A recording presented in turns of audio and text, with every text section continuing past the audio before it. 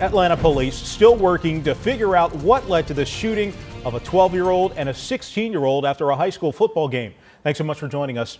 I'm Mike Dunstan. And I'm Alicia Roberts. We also still don't know who the shooter was. New at 9, CBS 46's Jasmina Alston spoke with the woman who called 911 after hearing all of that arguing going on outside of her house. Jasmina, what did she have to say?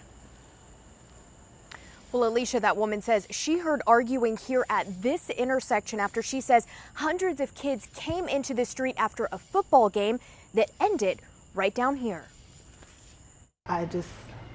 As a mother of a young person, it frightens me. This woman lives near Olive Street and Clear Drive. She heard the screaming and arguing Saturday night, moments before two young people were shot. She doesn't want to be identified for safety reasons.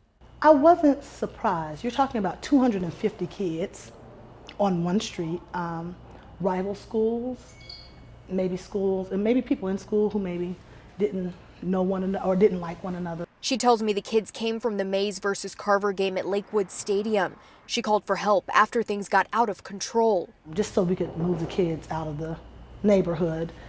And that's when the gunshots started firing and kids started running everywhere. While the crowds of kids are common for this neighborhood after a game, the gunshots were not. And that is problematic, particularly if you're sending kids, you have these kids who are on the street, 250 of them unsupervised, and I'm saying 250, it might have been more, I don't know. But it was a lot of children. And according to Atlanta police, a 12 and 16-year-old were shot. The reason and the shooter still unknown. Typically, things like that just don't happen on our street. Our neighbors know one another. This mother says throughout the entire situation, her #1 priority was to get help for those two boys and urge young people to be more careful. Go home, because there may be a situation where your mother, your father don't see you again.